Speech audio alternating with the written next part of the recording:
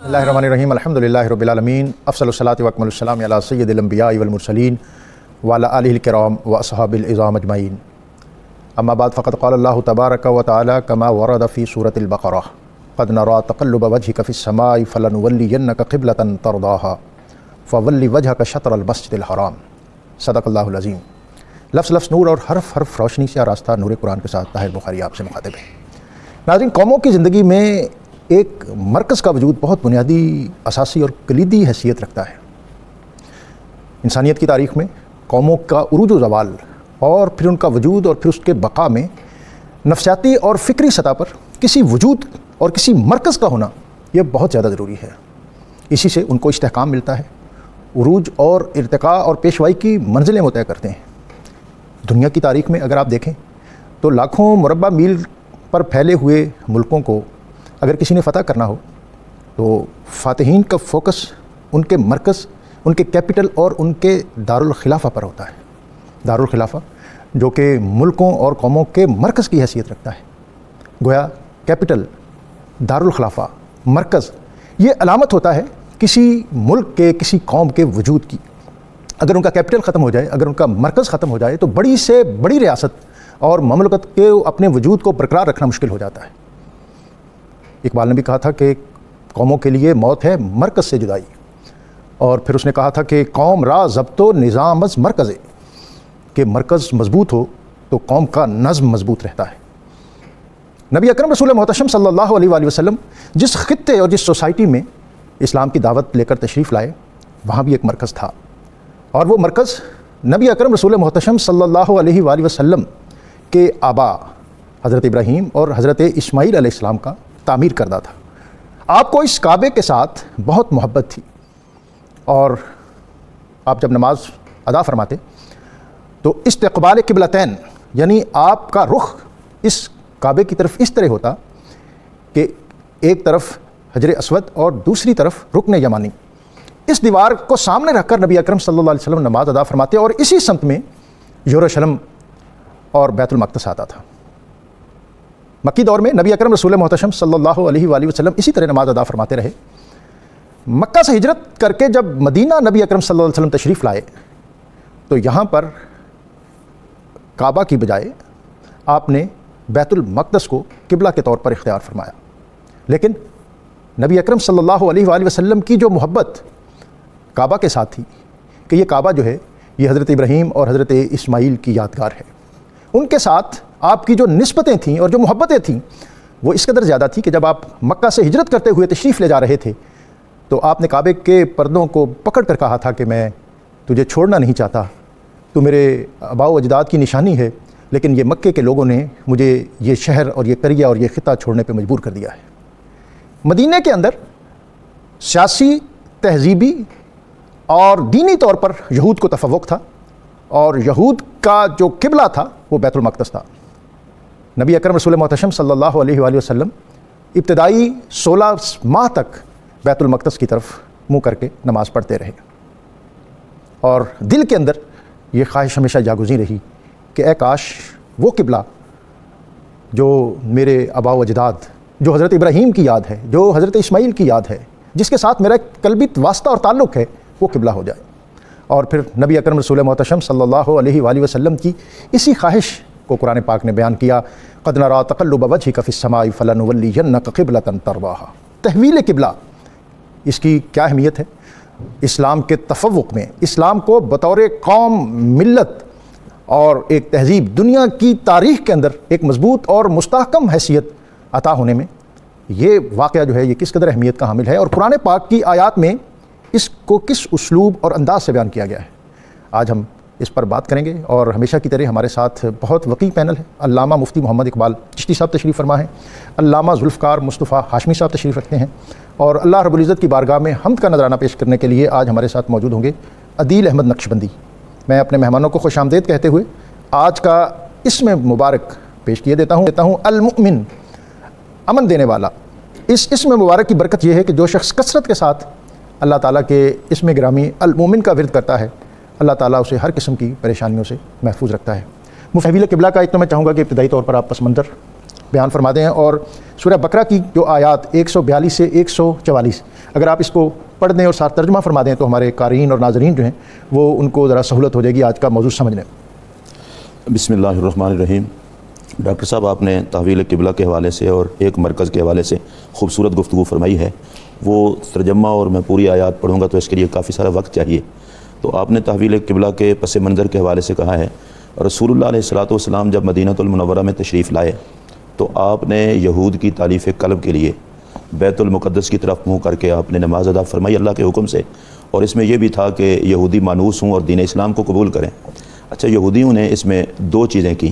ایک تو وہ مسلمانوں کو تانا دیتے تھے کہ تم نئے دین کی بات کرتے ہو, صورتحال تمہاری یہ ہے کہ منہ ہمارے قبلہ کی طرف کرتے ہو, جب منہ ہمارے قبلہ کی طرف کرتے ہو تو پھر نئے دین کی بات کیوں کرتے ہو. اور دوسری طرف وہ اندر اندر سے خوش بھی تھے کہ یہ ادھر ہی منہ کر کے نماز پڑھتے رہیں.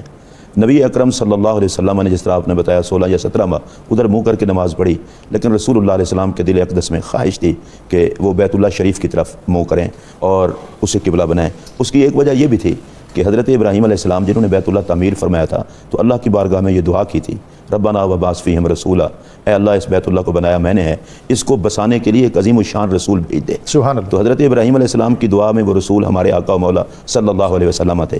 تو نبی پاک صلی اللہ علیہ وسلم کی یہ خواہش تھی ایک تو یہودی مسلمانوں کو تانا نہ دیں, یہ نہ کہیں کہ ہمارے قبلے کی طرف منہ کر کے پڑھتے ہو, اور دوسرا یہ بتا دیا جائے کہ نبی اکرم صلی اللہ علیہ وسلم کو جس طرح اللہ تبارک و تعالیٰ نے تمام انبیاء میں افضل بنایا ہے, آپ کی امت کو تمام امتوں میں افضل بنایا ہے, تو اسی طرح کعبہ ان کا قبلہ کعبہ کو بنایا گیا ہے وہ بھی سابقہ قبلہ سے افضل و اعلیٰ ہے. سبحان اللہ. اور اس میں جو خوبصورتی ہے نبی اکرم صلی اللہ تعالیٰ علیہ وبارک وسلم کو اللہ تبارک و تعالیٰ نے جس انداز میں حکم دیا ہے وہ سرکار کی شان محبوبیت قرآن کے انداز میں بڑی دیکھنے والی. قرآن مجید نے کہا ہے کہ قد نرا تقلب وجہک فی السماء, محبوب ہم آپ کے بار بار آسمان کی طرف اٹھتے ہوئے چہرے کو دیکھتے ہیں, فلنولینک قبلۃ ترضاھا, ہم آپ کے رخ انور کو ادھر موڑ دیں گے جدھر آپ چاہتے ہیں. سبحان اللہ. اس میں نبی پاک علیہ السلام کے لیے پابندی کوئی نہیں تھی کہ آپ کعبہ کی طرف منہ کریں جدھر منہ کریں. فرمایا محبوب آپ جس سمت کو پسند کرتے ہیں ہم اسی سمت کو قبلہ بنا دیں گے, کیونکہ آپ کی چاہت یہ ہے کہ بیت اللہ کو قبلہ بنایا جائے, لہٰذا ہم بیت اللہ کو قبلہ بنائے دیتے ہیں. اس میں رسول اللہ علیہ السلام کی شان محبوبیت ہے کہ اللہ تبارک و تعالیٰ نے فرمایا محبوب آپ کی چاہت پر قبلہ بدل رہا ہے. اس میں قبلہ کی طرف منہ کر کے نماز پڑھنے والے قیامت تک کے مسلمانوں کو جب بھی وہ قبلہ کی طرف منہ کریں گے رسول اللہ علیہ السلام کی یہ شان محبوبیت یاد رہے گی کہ یہ وہ ہے جسے نبی پاک علیہ السلام کی خواہش پر قبلہ بنایا گیا. پر ڈاکٹر صاحب یہاں صاحب تفسیر روح المعانی نے ایک بڑی خوبصورت بات لکھی ہے. وہ کہتے ہیں کہ اللہ تبارک و تعالیٰ نے نبی پاک علیہ السلام کو فرمایا جس قبلے کی طرف آپ چاہیں گے آپ کا منہ موڑ دیں گے. وہ فرماتے ہیں نبی پاک علیہ السلام کے جسم مبارک کا قبلہ وہ ہے بیت اللہ. سبحان اللہ. اور سرکار کی روح مبارک کا قبلہ ہے اللہ کی ذات. اور اللہ تعالیٰ نے محبوب کو فرمایا وَقِبْلَتِي أَنْتَ, محبوب تیری روح کا قبلہ میں ہوں اور میرا قبلہ تو ہے. اور میں کبھی کبھی ذوق میں اس آیت کا ترجمہ یوں بھی کرتا ہوں فَلَنُوَلِّيَنَّكَ قِبْلَةً تَرْضَاهَا, محبوب ضرور ہم آپ کو پھیر دیں گے اس قبلہ کی طرف. اس پر میں ذوق کے لیے عرض کر رہا ہوں, اللہ نے گویا یوں کہا چونکہ حضور رب کا قبلہ ہے تو اللہ نے فرمایا قبلہ بدل دیتے ہیں, قبلہ جدھر آپ کا جی چاہے اسی سائیڈ کو قبلہ بنا دیتے ہیں. تو یہ نبی پاک علیہ السلام کی شان محبوبیت ہے. قبلہ کی طرف رخ کرنے والوں کو اس بات سے کبھی بھی نہیں ادھر ادھر جانا چاہیے کہ شان محبوبیت کیا ہے. اور ڈاکٹر صاحب اس میں دلچسپی والی بات یہ ہے ظہر کی نماز ہو یا عصر کی نماز کوئی بھی ہو, 2 رکعتیں ادا کی جا چکی ہیں, 2 باقی ہیں, اور حکم آتا ہے کہ آپ مسجد حرام کی طرف منہ کر لیں. یہ قبلہ بدلنے میں اتنا ایمرجنسی کیا تھی؟ سبحان اللہ. ایک نماز پڑھی جاتی ہے اس کے بعد نماز کے بعد حکم نازل ہو جاتا ہے. 5 منٹ ٹھہر کے بھی ہو سکتا تھا, بعد بھی ہو سکتا تھا. ہاشمی صاحب کو بھی گفتگو میں شامل کر لوں.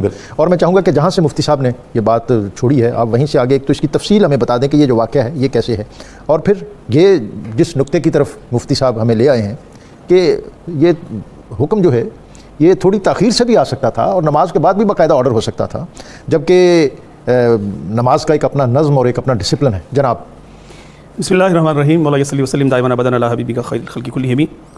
قبلہ ڈاکٹر صاحب یہ آج کا بڑا خوبصورت موضوع شان مصطفیٰ صلی اللہ علیہ وسلم کے حوالے سے بھی بڑا معتبر ہے, اور اللہ تبارک و تعالیٰ کی اپنے پیارے محبوب علیہ السلام سے محبت اور حضور علیہ السلام کی رضا جوئی جو کہ رب تعالیٰ عز و جل کا مطلوب و محبوب معاملہ ہے, اس کی بھی اس میں ہمیں جو ہے وہ شانیں نظر آتی ہیں. آپ نے جو گفتگو کی یا قبلہ مفتی صاحب نے فرمایا تو اس میں آپ یہ دیکھیے کہ جب پیارے آقا صلی اللہ تعالیٰ علیہ وسلم کی یہ چاہت منشا اور تقاضا یہ تھا کہ آپ چاہتے تھے کہ میں اس طرف رخ کروں جو کہ کعبۃ اللہ جو ہے مطلب مسلمانوں کا قبلہ یہ ہونا چاہیے. حضور علیہ الصلوۃ والسلام نے اس طرف رخ کرنے کی التجا رب تعالیٰ عز و جل کی بارگاہ میں مطلب اس انداز سے پیش کی کہ نماز کے دوران ہی کہ اے محبوب ہم آپ کا چہرہ انور بار بار آسمان کی طرف اٹھا کر دیکھ رہے ہیں. واہ سبحان رب تعالیٰ عز و جل گویا کہ اپنے پیارے حضور علیہ السلام پر اپنی نظر رحمت جو ہے وہ فرما رہا ہے, اور حضور علیہ السلام جو ہے وہ رب سے یہ تقاضا کر رہے ہیں. اب بات یہ کہ قبلہ تبدیلی کے لیے وہ 5 منٹ یا 10 منٹ کی تاخیر کا جو معاملہ ہے, تو قرآن حکیم فرقان مجید کے آیات بینات کو جب ہم پڑھتے ہیں تو اس میں ہی آپ دیکھیں کہ یہ مضمون موجود ہے کہ ہم نے اس کو بدلا اس لیے ہے تاکہ ہم یہ بات دیکھیں کہ کون جو ہے وہ آپ کی پیروی کرتا ہے. جاننا یہ تھا, اور آپ کی پیروی بھی اس طرح سے کہ اس پر فقہاء نے ایک جزیہ دیا ہوا ہے کہ وہاں جو لوگ ذات مصطفیٰ صلی اللہ علیہ وسلم کے ساتھ نماز میں شامل تھے بنو سلمہ کے محلے کی مسجد میں, تو وہاں 2 رکعتیں الگ قبلہ کی طرف پڑھی گئیں, 2 رکعتیں الگ قبلہ کی طرف پڑھی گئیں. تو ان میں سے کچھ لوگ یا ایک بندہ بلکہ وہ نکل کے مسجد قباء کی طرف سے گزرا, اس نے دیکھا کہ مسلمان ابھی تک جو ہے وہ بیت المقدس کی طرف منہ کر کے نماز پڑھ رہے ہیں. تو اس نے کہا کہ نہیں, قبلہ کی تبدیلی کا حکم آ گیا ہے, اب تم جو ہے وہ سب کے سب کعبۃ اللہ کی طرف اپنا رخ کر لو. تو وہ خبر واحد سے اجتہاد کرتے ہوئے جو وہاں پر مسلمان تھے انہوں نے اس کی خبر پر جو ہے وہ اعتماد کرتے ہوئے اپنا رخ کعبۃ اللہ کی طرف موڑ لیا. اور یہ اس وقت آزمائش کی گئی جو بھی مطلب اس وقت منافقین تھے, اور جو پھر بعد میں مطلب کچھ ایسے بھی لوگ جو تھے وہ مرتدین کی لسٹ میں بھی ان کو شامل ہونا پڑا کہ قبلہ جب تبدیل ہوا تو اس پر اعتراض کرتے ہوئے کہ قبلہ جو ہے وہ تو مطلب بیت المقدس کو ہی رہنا چاہیے اور بیت اللہ کو نہیں ہونا چاہیے. تو وہ جو یہود خاص طور پہ مفتی صاحب نے اس طرف اشارہ کیا ہے کہ وہ اس بات پر خوش تھے کہ قبلہ تو ہماری قبلہ ہے اور ہمارے دین پر ہے, اور حضور صلی اللہ علیہ وسلم نے جب اس کو تبدیل کیا تو وہ پھر اپنے دین کی طرف واپس لوٹ کر چلے گئے اور انہوں نے اسلام سے منہ پھیر لیا. یہ ان کی آزمائش بھی تھی. اور دوسری طرف آپ یہ دیکھیے کہ جب پیارے آقا صلی اللہ علیہ وسلم نے کعبۃ اللہ کی طرف رخ کیا ہے تو یہاں پر مفسرین کرام نے ایک جزیہ یہ بھی لکھا ہے کہ مشرکین مکہ جو تھے انہوں نے اس پر بڑی خوشی کا اظہار کیا, اور انہوں نے یہ کہا کہ ابھی تک جو ہے وہ نعوذ باللہ نبی کریم صلی اللہ علیہ وسلم اپنے ایمان اور اپنے دین کے بارے میں متردد ہیں, اور ان کو یہ سمجھ نہیں آ رہی کہ مطلب میں نماز کی طرف رخ کر کے پڑھوں. تو گویا کہ اب انہوں نے قبلہ یعنی کعبۃ اللہ کو اپنا قبلہ بنا لیا ہے, تو یہ اس بات کی دلیل یا غمازی کر رہا ہے کہ وہ لوٹ کے اپنے باپ دادا کے دین کی طرف آنے ہی والے ہیں, اور وہ مطلب اس پر وہ انہوں نے اپنی طرف سے خوشی کا اظہار کیا. لیکن اللہ تبارک و تعالیٰ نے اس بات کو واضح فرما دیا کہ قل اللہ المشرق والمغرب, مشرق و مغرب اللہ کے لیے ہے. ہم پیارے آقا صلی اللہ علیہ وسلم کی طرف سے یہ اعلان کروایا گیا کہ آپ یہ فرما دیں کہ اللہ کے لیے مشرق و مغرب ہے. اب اللہ تبارک و تعالیٰ ہمیں مشرق کی طرف منہ کر کے نماز پڑھنے کا کہے گا تو ہم مشرق کی طرف کریں گے, مغرب کی طرف کہے گا تو مغرب کریں گے. گویا کہ ہمارا مطمع نظر, ہمارا متمنی, ہمارے جو مقصد ہے وہ اللہ کے احکامات کی پیروی ہے, نہ کہ جہتوں کا جو ہے وہ تعین ہے. جہتوں کا تعین ہمارے لیے کوئی حیثیت نہیں رکھتا. اللہ تبارک تعالیٰ کے احکامات کی پیروی کرنا اور اس پر عمل کرنا ہمارا دین جو ہے وہ اس چیز کا تقاضا کرتا ہے, جس کے پیش نظر ہم نے اپنا رخ جو ہے وہ بیت المقدس سے ہٹا کے اب بیت اللہ کی طرف کر لیا ہے. مفتی صاحب, یہ ہاشمی صاحب نے جو بات ختم کی ہے اس میں ایک بہت اہم بات یہ ہے کہ مدینہ منورہ سے مکہ مکرمہ جنوب کی طرف ہے اور بیت المقدس یا یروشلم شمال کی طرف ہے, بالکل ایک دوسرے سے متصادم اور متقابل سمتیں ہیں. اور جب یروشلم کی طرف منہ کر کے بیت المقدس کی طرف منہ کر کے نماز ادا کی جا رہی تھی تو شمال کی طرف منہ تھا, اور نبی اکرم رسول محتشم صلی اللہ علیہ وسلم آپ امامت فرما رہے تھے اور ساری امت آپ کے پیچھے تھی. اب جب دوسری اور رکعت کے اختتام پر یا تیسری رکعت کے شروع پر سمت تبدیل ہوئی ہے اور پھر اس میں جو نئی صف بندی ہوئی ہے, میں چاہوں گا کہ اس واقعہ کے یہ جو روح پرور مناظر ہیں کہ اس میں کیا حکمت ہے اور اس میں کیا دیکھا جانا مطلوب اور مقصود تھا. ڈاکٹر صاحب, اس میں ایک بڑی خوبصورت سی بات ہے کہ رسول اللہ علیہ السلام نماز شروع فرما چکے ہیں, وہی نبی پاک علیہ السلام پر نازل ہوئی ہے. سبحان اللہ. رسول اللہ علیہ السلام نے چہرہ مبارک بدلا ہے اور یوں سرکار کھڑے تھے تو آقا یوں آ گئے ہیں, صحابہ پیچھے مڑ کے, یعنی شمال سے جنوب کی طرف آ گئے ہیں, اور صحابہ پیچھے مڑ کے, اور یہ بالکل یعنی اگر اس کو فوری یو ٹرن لیں تو جو سب سے آخری صف تھی وہ سب سے پہلی صف بن گئی. جی, اس میں مفسرین نے لکھا ہے خواتین چونکہ سب سے آخری صف میں ہوتی تھیں تو وہ خواتین اس طرف کھڑی تھی تو ان کو اس طرف جانا پڑا اور سرکار دو عالم سب ادھر آ گئے. ڈاکٹر صاحب, یہاں ایک اہم بات یہ ہے کہ صحابہ کرام نیت کر چکے تھے بیت المقدس کی طرف. واہ. اچھا, وہی نبی پاک علیہ السلام کی ذات پر ہوئی ہے, صحابہ پر نہیں ہوئی. رسول اللہ علیہ السلام اچانک آپ رخ بدلتے ہیں, صحابہ میں سے کسی نے پیچھے لقمہ نہیں دیا. اللہ اکبر کہتے ہیں یا رسول اللہ یہ کیا ہو گیا ہے. صحابہ کرام نے فوراً نبی پاک علیہ السلام کے پیچھے منہ کر لیا. اور اس میں ایک سب سے خوبصورت بات یہ تھی کہ صحابہ کرام نے کہا, اور اللہ تعالیٰ یہ دکھانا چاہتا تھا, کامیاب لوگ وہ ہیں کہ جو صرف مصطفیٰ کو دیکھتے ہیں. واہ سبحان. انہوں نے کہا ہم قبلے اور نیت کے پابند نہیں, ہم محمد عربی کریم کے پابند ہیں, بس جدھر رسول اللہ علیہ السلام ہے ادھر قبلہ ہے. تو اور ابتدا میں دیکھیں سیقول السفہاء من الناس ما ولاھم, یہ بڑی قابل توجہ بات ہے. اللہ فرماتا ہے ان قریب پاگل لوگ کہیں گے کہ ان کو کس نے پھیر دیا ہے اپنے قبلے سے. یہ حکمت بتائی جا رہی ہے کہ رسول اللہ علیہ السلام کے فعل پر اعتراض پاگل ہی کرتے ہیں. یعنی عقل قربا کنبا پیش مصطفیٰ. عقل مند صرف وہ ہے جو عقل نہ دیکھے ذات مصطفیٰ کو دیکھے. اچھا, یہ کسی انسان کا کہا ہوا نہیں ہے, رب اس کو عقل مند مانتا ہی نہیں. اچھا, یہ آپ نے جو آیت پڑھی ہے اس میں ان کی بیوقوفی پر مہر تو لگ چکی ہے. جی بالکل, کہ جو یہ معترض ہوتے ہیں. بالکل بالکل, اس لیے پہلے قرآن مجید نے یہاں سے کہا. اچھا, مزے کی بات یہ ہے تحویل قبلہ کے بارے میں آرڈر بعد میں ہے اور ان کی بیوقوفی پہلے بیان یہ ہوئی ہے، ڈکلیریشن پہلے آ گئی اور یہ دوسرے پارے کا آغاز ہے، پارے کا آغاز ہے، اس میں یہ بتا دیا گیا۔ اچھا یہ صرف وہی بیوقوف نہیں ہے، قیامت تک کا ہر وہ بندہ جو شریعت مصطفیٰ پر تنقید کرے یا عقل کے ترازو میں اسے جانچنے کی کوشش کر کے جب اس کی عقل ناکام ہو جائے اور پھر کہے نہیں یہ تو سمجھ میں نہیں آتی، تو جس پاگل کو سمجھ میں نہیں آتی نہ آئے۔ مومن صرف وہ ہے جو عقل نہ دیکھے، ذات رسول کریم صلی اللہ علیہ وسلم کو دیکھے۔ سبحان اللہ۔ اب صحابہ کرام کا یہی منظر دکھانا تھا کہ دیکھو رسول اللہ علیہ السلام کی تربیت یافتہ لوگوں کی کیا حالت ہے کہ وہ یہ نہیں دیکھتے ہم نے منہ کدھر، وہ کہتے جدھر آقا کا منہ ہے ادھر ہمارا منہ ہے۔ اور ڈاکٹر صاحب ہماری کامیابی امت مسلمہ کی اسی بات میں ہے، نہ وہ دلائل کو دیکھے نہ ادھر ادھر جائے، بس جدھر میرے آقا ہیں کسی دلیل کی ضرورت ہی نہیں ہے۔ یہ بڑی اہم بات کی ہے مفتی صاحب آپ نے۔ ابھی ایک جدید ریسرچ ہمارے اورینٹلسٹ مستشرقین وہ اسلام اور نبی اکرم رسول محتشم صلی اللہ علیہ وسلم کی ذات کے کسی نہ کسی پہلو پر اپنی ذہنی توانائی صرف کرتے رہتے ہیں۔ ابھی حال ہی میں ایک تحقیق انہوں نے یہ کی ہے، وہ کہتے ہیں کہ ہم نے دین کو، اسلام کو، مسلمانوں کو اور نبی اکرم صلی اللہ علیہ وسلم کے اسوہ کو یہ بہت زیادہ پڑھا ہے۔ ہمیں صرف ایک ہی بات نظر آئی ہے کہ مسلمان ہر چیز پہ کمپرومائز کر سکتا ہے، ذات مصطفیٰ کریم صلی اللہ علیہ وسلم اس پر کمپرومائز نہیں کر سکتا۔ مسلمان رہتا ہی تب تک ہے جب تک نبی پاک کے حوالے سے کمپرومائز نہ کرے، اگر یہاں بھی کمپرومائز کرنا شروع کر دے تو پھر سمجھے میں مسلمان نہیں ہوں۔ سب سے بڑی بات ہے رسول اللہ علیہ السلام کے حوالے سے کوئی اور بات نہیں ہے، دین سارے کا سارا۔ علامہ اقبال رحمۃ اللہ تعالیٰ علیہ نے یہ جو بات کی تھی بمصطفیٰ برساں پیشرا کہ دی ہم اوست گر بہو نہ رسیدی تمام بول آبیست۔ ڈاکٹر صاحب میں حلفاً یہ بات کہہ رہا ہوں، پتہ نہیں یہ علامہ محمد اقبال رحمۃ اللہ علیہ ان پر کوئی الہام ہوتا تھا، القاء ہوتا تھا، کرم کا میںہ برستا تھا۔ وہ کہتے ہیں رسول اللہ علیہ السلام کی چوکھٹ پہ پہنچا ہے تو دیندار ہے، نبی کی چوکھٹ سے کٹا ہوا ہے تو بھی زمانے کا بولا۔ اس سے یہ ایف سی کالج کے اس دور کے کوئی پرنسپل تھے تو نزول قرآن پر بات وہ کر رہے تھے اقبال سے، تو انہوں نے کہا اقبال سے کہ تو بھی یہ سمجھتا ہے کہ ان پر وحی آتی تھی؟ تو اس نے اقبال نے کہا کہ تو ان پر وحی کی بات کرتا ہے، مجھ کو اشعار القاء ہوتے ہیں تو میں تو ان کا ایک غلام اور خادم ہوں، تو میرے آقا کی کیا شان ہوگی۔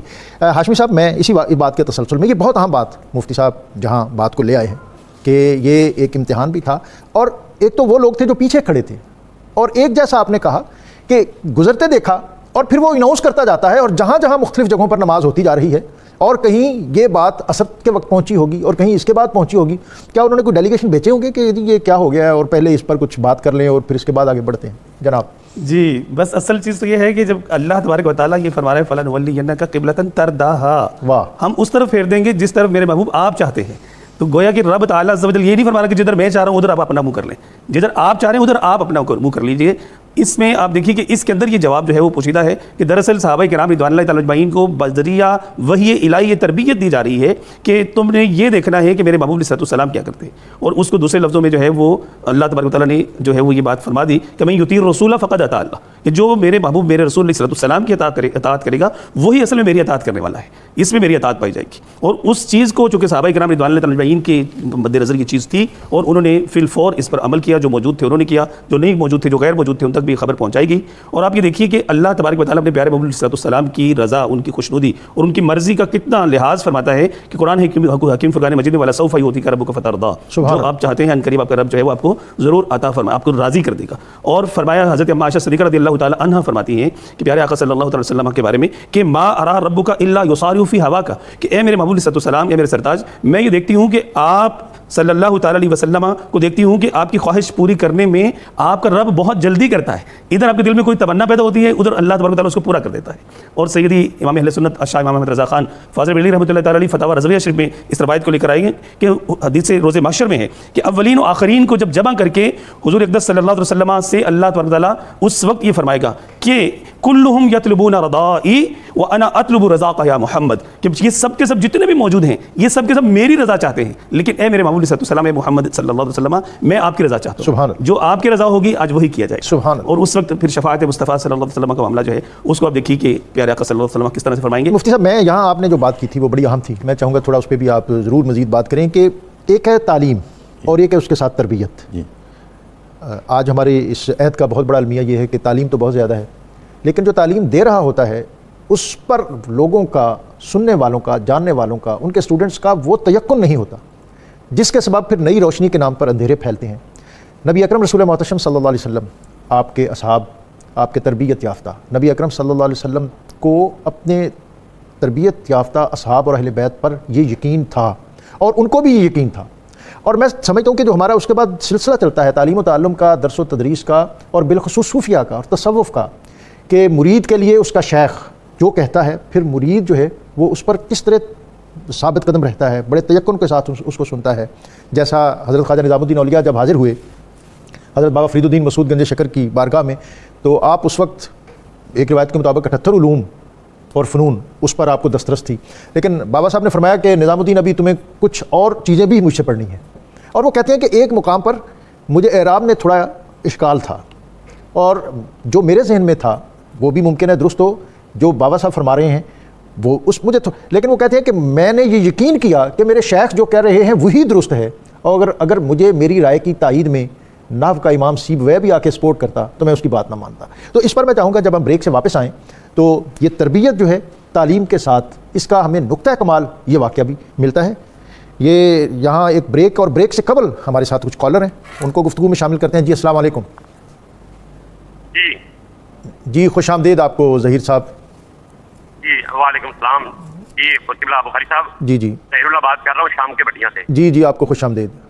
جی قبلہ مفتی محمد اقبال چشتی صاحب سے گزارش کرنا چاہ رہا تھا کہ اس حوالہ سے جو آیت ہے نا جی، وَمَا جَعَلْنَا الْقِبْلَةَ الَّتِي كُنْتَ عَلَيْهَا إِلَّا لِنَعْلَمَ مِنْ يُتَّبِعُ الرَّسُولَ مِمَّن يَنقَلِبُ عَلَىٰ عَقِبَيْهِ۔ اس حوالہ سے ذرا بیان فرمائیں کہ رسول اللہ صلی اللہ علیہ وسلم کی پیروی کیا ہے اور قبلے کے پیچھے جانا کیا ہے؟ واہ واہ واہ۔ قبلہ بدلنے کی وجہ کیا ہے؟ اور یہ مفتی صاحب ماشاء اللہ مجھے جاننے والے بھی ہیں، مجھ سے پیار کرنے، تو میں یہ ریکویسٹ کرنا چاہ رہا تھا کہ اس پہ ذرا۔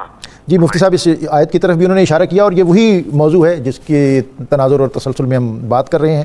یہاں ناظرین وقت ہے ایک بریک کا، بریک سے واپس آئیں گے تو آج کے موضوع اور پھر ان آیات کے تسلسل میں جو مختلف عنوانات ہمارے سامنے ہیں اس پر اپنے اسکالر سے مزید بات کریں گے۔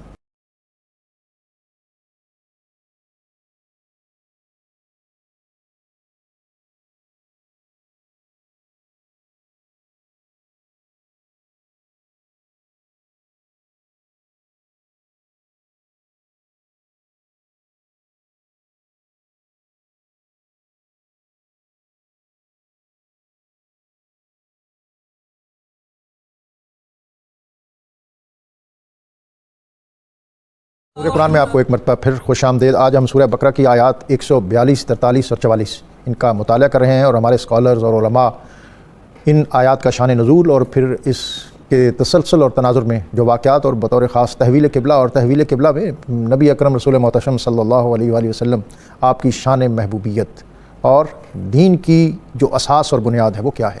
جیسا کہ حفیظ جلندری نے کہا تھا کہ محمد کی محبت دین حق کی شرط اول ہے، اسی میں ہو اگر خامی تو سب کچھ نامکمل ہے۔ محمد کی محبت آن ملت شان ملت ہے، محمد کی محبت روح ملت جان ملت ہے۔ محمد ہے ہمیں سب عالم ایجاد سے پیارا، پدر مادر برادر جان و مال اولاد سے پیارا۔ لا یؤمن احدکم حتی اکون احب الیہ من والدہ و ولدہ والناس اجمعین۔ نبی اکرم رسول محتشم صلی اللہ علیہ وآلہ وسلم کی ذات ہی دین ہے۔ جہاں آپ قیام فرما دیں وہاں قیام کرنا دین ہے، جہاں آپ ٹھہر جائیں وہاں ٹھہر جانا دین ہے، جہاں آپ آگے بڑھیں وہاں آگے بڑھنا دین ہے، جہاں آپ رک جائیں وہاں رک جانا دین ہے۔ اور جیسا مفتی صاحب نے حضرت اقبال کا وہ شعر شہر آفاق شعر بمصطفیٰ برساں اشراق دی ہماؤس اگر باؤ نہ رسیدی تمام بول حویث پیش کیا۔ مفتی صاحب میں آپ کی طرف آنا چاہ رہا ہوں، کالر اور بھی ہیں دو ایک، ان سے بھی بات کر لوں۔ جی السلام علیکم۔ وعلیکم السلام۔ جی طاہر اقبال صاحب لیاقت پور سے آپ کو خوش آمدید۔ قبلہ طاہر صاحب اور چشتی صاحب کو اور حاتمی صاحب کو السلام علیکم۔ جی آپ کو بھی۔ جی کیا سوال ہے آپ کا؟ جی جناب میرا سوال یہ ہے کہ ایک جگہ پہ میں گیا، وہاں نماز ہو رہی تھی تو امام صاحب بیٹھ کے جماعت کرواتے رہے تھے۔ جی یہ مفتی صاحب انہوں نے پوچھا ہے کہ امام صاحب جو ہے وہ بیٹھ کے نماز کرا رہے تھے، کیا اس کی گنجائش ہے؟ یہ پوچھیں گے، مفتی صاحب اس کا جواب بھی دیں گے۔ ایک اور کالر ہمارے ساتھ موجود ہیں۔ ہیلو السلام علیکم۔ جی وعلیکم السلام۔ جی بہن آپ کو خوش آمدید، کیا پوچھنا چاہتی ہیں آپ؟ میرا یہ کوشچن ہے کہ بے شک آپ صلی اللہ علیہ وسلم کے بعد یہ وحی کا سلسلہ بند ہو گیا، لیکن بہت سارے لوگ اتنا اعتراض کرتے ہیں کہ جو ہمارے بزرگان دین تھے، آپ نے حضرت علامہ اقبال کا بھی ذکر کیا کہ جی غیب سے ندا آتی ہے یا ہمیں اس طرح پتہ چلتا ہے، تو پھر اس کی ذرا وضاحت کرتے۔ وہ تو غالب نے بھی کہا تھا کہ آتے ہیں غیب سے یہ مضامی خیال میں، غالب سریر خامہ نوائے سروش ہے، آتے ہیں غیب سے یہ مضامی خیال میں۔ جو انٹیوشن وجدان، ایک تو حواس خمسہ ہیں، اور اس کے علاوہ بھی اللہ تعالیٰ نے انسان کو قوتیں عطا کی ہیں کہ جب ان میں چمک اور طلب اور تڑپ پیدا ہو جاتی ہے تو پھر بہت سے مضامین جو ہیں اس کے حاشیہ میں، اس کے دائرۂ خیال میں آ جاتے ہیں۔ اور پھر وہی جو ہے یہ تو قرآن پاک میں اللہ تعالیٰ نے سورہ نحل میں شہد کی مکھی کے بارے میں بھی کہا ہے کہ وَأَوْحَىٰ رَبُّكَ إِلَى النَّحْلِ، اور تیرے رب نے نحل کی طرف وحی کی، جو شہد کی مکھی کی طرف۔ لیکن اصل جواب جو ہے اس کا علماء ہی دیں گے۔ میری بات جو ہے وہ ظاہر ہے وہ تو ایک اس سطح کی نہیں ہو سکتی جس طرح کی وہ بات ہوگی۔ ایک اور کالر ہے آپ کے پروگرام کی میں شامل ہونے کی وجہ سے لوگ اس میں زیادہ شامل ہو۔ جی زاہد صاحب آپ کو خوش آمدید۔ جی سر جناب۔ سر سر واحد بخش چانڈی عرض کرنا پہ کوٹ ادو سر جی کوٹ ادو سے یہ ہمارے مفتی اقبال چشتی صاحب بھی اسی سائڈ کے بھی ہیں کہیں.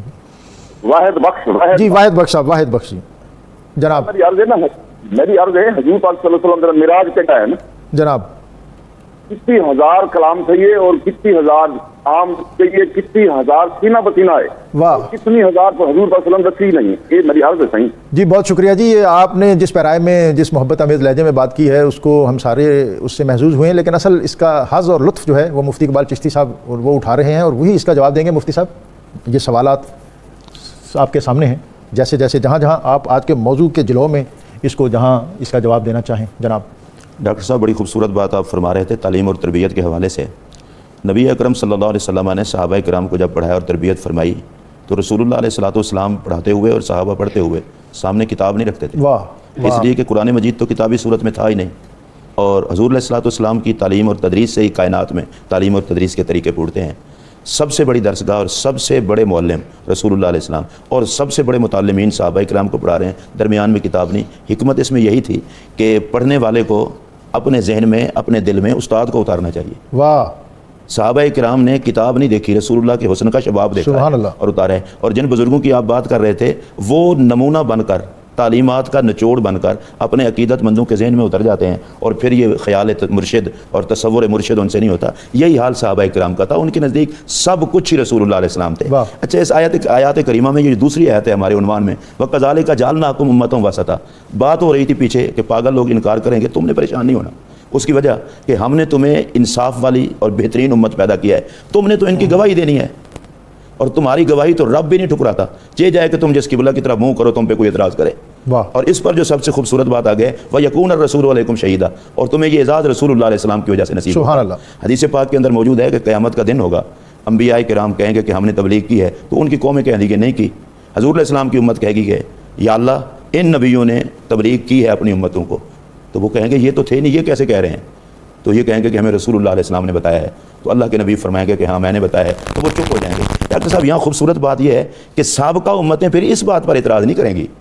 جیسے امت نہیں تھی تو آپ صلی اللہ علیہ وسلم بھی تو اس وقت نہیں تھے، وہ چپ ہو جائیں گے. اس کا مطلب یہ ہے کہ سابقہ امتوں سے لے کر آج تک جن کو آقا کی امت ہونے کا اعزاز حاصل ہے وہ سب کو پتہ ہے کہ رسول اللہ علیہ السلام کی نگاہ مبارک سے کچھ چھپا ہوا سبحان نہیں. اللہ. اچھا پھر رسول اللہ علیہ السلام کو شاہد یا شہید یہ رب نے بنایا ہے، اور حضور علیہ السلام کی گواہی پر فیصلہ بھی رب کی بارگاہ میں ہونا ہے، اور گواہی اسی کی معتبر ہوتی ہے جو واقعے کو دیکھ رہا ہو. واہ. تو قرآن مجید کی یہ آیت ہمیں بتا رہی ہے چونکہ رب نے آپ کو گواہ بنایا ہے تو آپ کی نگاہ مبارک میں یہ فیضان بھی رب نے رکھا ہے کہ میرے نبی سے کچھ چھپا ہوا نہیں ہے.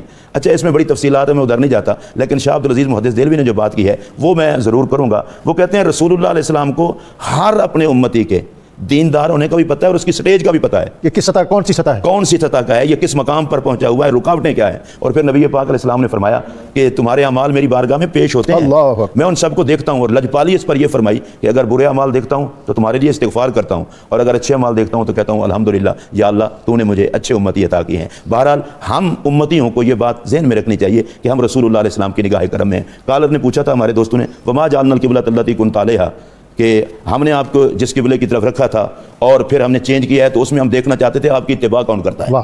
تو یہ ہاشمی صاحب پہلے بتا چکے ہیں، تبدیلی قبلہ میں اصل دیکھنا ہی یہ تھا کہ قبلے کا پابند کون ہے اور ذات محمد عربی کا پابند کون ہے. کامیابی صرف اس کو ملتی ہے جو مصطفیٰ کریم کے نقش پاک کی پابندی کرتا ہے. سبحان اللہ. اور یہ صحابہ کرام نے ہمیں اس بات پر واضح کر دیا کہ جدھر آقا علیہ الصلوۃ والسلام ادھر ہمیں. ڈاکٹر صاحب آج کے تحویل قبلہ کے حوالے سے میں یہ میسیج دینا چاہوں گا اور اپنے تمام سننے والوں کو، ہماری کامیابی صرف اور صرف اس بات میں ہے کہ ہم رسول اللہ علیہ السلام کی سیرت اور صورت کی طرف اپنا دھیان دیں، آقا کی تعلیمات کی طرف دھیان دیں. دنیا اور آخرت کی ساری کامیابیاں قرآن مجید میں ایک مقام پر اللہ فرماتا ہے الذین آمنوا بہ وعزروہ ونصروہ واتبعوا النور الذی انزل معہ اولئک هم المفلحون. قرآن مجید میں فلاح ایک ایسا لفظ ہے جس میں دنیا اور آخرت کی ساری کامیابیاں ہیں. اللہ فرماتا ہے وہ لوگ جو ایمان لائیں آپ پر، نوکری کریں آپ کی، تعظیم کریں آپ کی، اور پیروی کریں اس نور کی جو اتارا گیا آپ کے ساتھ، تو دونوں جہاں کی کامیابیاں ان کا مقدر ہیں. اب اس کا مطلب یہ ہے ایمان سے لے کر عبادات تک ہر مقام پر جن کی نظر میرے پاک نبی پر رہے گی کامیابی صرف ان کا مقدر ہوگی. اور بطور خاص ہم دیکھتے ہیں کہ جو خلفائے راشدین اور بالخصوص اس میں جو خلیفۃ الرسول حضرت سیدنا صدیق اکبر رضی اللہ تعالیٰ عنہ، آپ کا جو دور خلافت اور اس کے اوائل ایام، اس میں جس استقامت اور جس عزم کے ساتھ آپ نے نبی اکرم صلی اللہ علیہ وسلم کے ساتھ اپنی وابستگی اور کمٹمنٹ کا اظہار ان مارکوں کی صورت میں کیا کہ جیسے لشکر اسامہ کی روانگی تھی، اس کو مؤخر کرنے کی تجویز آئی، تو آپ نے فرمایا کہ ابو قحافہ کے بیٹے میں یہ جرت نہیں ہے کہ وہ اس پرچم کو لپیٹ سکے جس کو فضاؤں میں نبی اکرم صلی اللہ علیہ وسلم نے بلند کیا ہے۔ اور اسی طرح یمامہ کا مارکہ، تو آپ نے فرمایا کہ مدینہ اگر اس قدر ویران ہو جائے کہ جنگل کے درندے آ کر ابو بکر کی پنڈلیوں کا گوشت نوچ لیں اور فضاؤں سے پرندے میرے سر کے بال کھا لیں، تو پھر بھی میں اس معاملے پر کمپرومائز نہیں کروں گا۔ ہاشمی صاحب، ایک تو آج کے اس موضوع کے حوالے سے آپ اپنا جو اہم پیغام ہے وہ بھی عطا کر دیں، اور دوسرا یہ ہے کہ جو کالر نے ایک تو پوچھا تھا، اس پر اگر آپ بات کرنا چاہیں کہ ہمارے امام صاحب جو ہیں وہ بیٹھ کر نماز پڑھاتے ہیں، ایسی صورت میں جو مقتدی ہیں ان کی نماز اس کی کیا کیفیت ہے، اور یہ جو نبی اکرم صلی اللہ علیہ وسلم یہ آپ صلی اللہ علیہ وسلم کو ذو قبلتین بھی کہتے ہیں، اس پر آپ بات کرنا چاہیں تو یہ سارے موضوعات آپ کے سامنے ہیں۔ جی، ذو قبلتین تو پیارے آقا صلی اللہ علیہ وسلم کا لقب ہے، وصف ہے، اور حضور صلی اللہ علیہ وسلم کو اللہ تبارک تعالیٰ نے یہ سابقہ بھی جانتی تھی، بلکہ حضور صلی اللہ علیہ وسلم کے نبی برحق ہونے کی یہ علامت اور نشانی ان کی کتب کے اندر موجود تھی کہ وہ جو نبی اللہ تبارک تعالیٰ کے آخری نبی علیہ السلام تشریف لائیں گے تو وہ دونوں قبلوں کی طرف رخ کر کے نماز پڑھیں گے، کہ مطلب ایک وقت میں پہلے کچھ دیر جو ہے وہ ایک قبلے کی طرف، ذو قبلتین کہتے ہی دو قبلے والوں کو، اسی وجہ سے مسجد جو منورہ میں ہے، جی ہاں، مسجد قبلتین اس کو اس لیے کہتے ہیں کہ وہاں پر بھی جو حضور صلی اللہ علیہ وسلم قبلے کی ضرورت اور اہمیت جو ہے یہ اقوام اور ملل اور جو دنیا کی مختلف ادیان ہیں ان میں اس کی کوئی مستقل سگنیفیکنس ہے، حیثیت ہے؟ جی، اس کی اہمیت کے حوالے سے تو آپ نے اپنے انٹرو میں کافی گفتگو کر دی۔ اس کی شرعی ضابطے کے حوالے سے، اہمیت کے حوالے سے میں اگر بات کرنا چاہوں تو نماز میں قبلہ کی طرف رخ کرنا جو ہے یہ شرائط نماز میں سے ہے۔ اگر آپ نماز میں قبلے کی طرف منہ کرنا شرائط نماز میں شرائط میں سے ہے، اور شرط کا مطلب یہ ہوتا ہے کہ اس کے بغیر مشروط کا وجود ممکن نہیں ہے۔ اور اگر کوئی آدمی ایسے جنگل میں ہے تو اس کو کنفیوژن ہو گیا ہے، اس کو سمجھ بھی نہیں آ رہی، کوئی بتانے والا مقامی آدمی بھی نہیں ہے، تو ایسی صورت میں وہ کیا کرے؟ جی، اس صورت میں شریعت اسلامیہ نے ایک ضابطہ دیا کہ وہ تحری کرے۔ تحری کا مطلب یہ ہے کہ خوب سوچ بچار کرے، جو قرائن موجود ہوں، مطلب سورج، چاند، ستارے وغیرہ، ان سے وہ اپنا جو ہے وہ دلیل حاصل کرنے کی کوشش کرے، جو بھی ممکنہ ذرائع ہیں۔ اب اس کے بعد اگر اس نے قبلہ مغرب میں تھا اور نماز مشرق کی طرف منہ کر کے پڑھ لی، تحری کرنا، سوچ بچار کرنا ضروری ہے، تو اس کی وہ نماز پڑھی ہوئی درست ہے، اگرچہ بعد میں کسی نے آ کے اس کو یہ بات بتا بھی دی کہ تم نے مخالف سمت میں نماز پڑھی ہے۔ اور اس طرح نماز مطلب کوئی گاڑی میں ہے یا ہوائی جہاز میں ہے یا کشتی میں ہے تو اس کے لیے بھی قبلہ کی طرف رخ کرنا شرط ہے، لیکن اگر اس کا کوئی عذر نہ ہو کہ مطلب اس کے لیے ممکن ہی نہیں ہو پا رہا کہ وہ قبلہ کی طرف رخ کرے۔ اچھا، ہم جو ہیں ہماری یہاں کی جو معاشرت ہے، ہمارا جو دینی کلچر ہے، اس میں قبلے کا بہت زیادہ اعزاز، اکرام، احترام ہے۔ دنیا کے اور مختلف خطوں میں جب ہم جاتے ہیں تو دیکھتے ہیں کہ ویسا نہیں ہے۔ تھوڑا سا میں چاہوں گا کہ آپ دونوں بزرگ اس پر بھی ہماری رہنمائی کر دیں کہ کیا کیا چیزیں ضروری ہیں، جیسے ہم بزرگوں سے سنتے ہیں اور کرتے بھی ہیں، پاؤں قبلے کی طرف ہم نہیں پھیلاتے، ادھر منہ کر کے تھوکتے نہیں ہیں، اسی طرح ہمارے گھروں میں جو ٹوائلٹ بنتے ہیں اس کی ڈائریکشن جو ہے، کیا یہ محض رواج ہیں یا اس کی کوئی مذہبی اور شرعی سگنیفیکنس اور اس کا امتیاز بھی ہے؟ جی بالکل، اس کا امتیاز ہے اور تعلیمات مصطفیٰ صلی اللہ علیہ وسلم میں احکامات موجود ہیں۔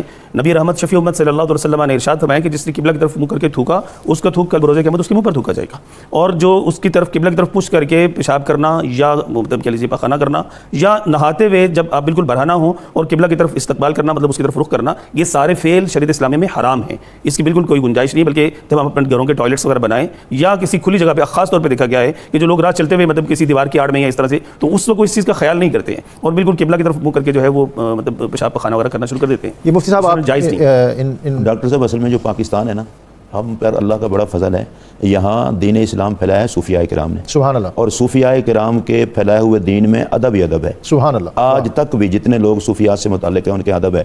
مجھے حضرت بایزید بستامی رحمۃ اللہ علیہ کی ایک بات یاد آ رہی ہے۔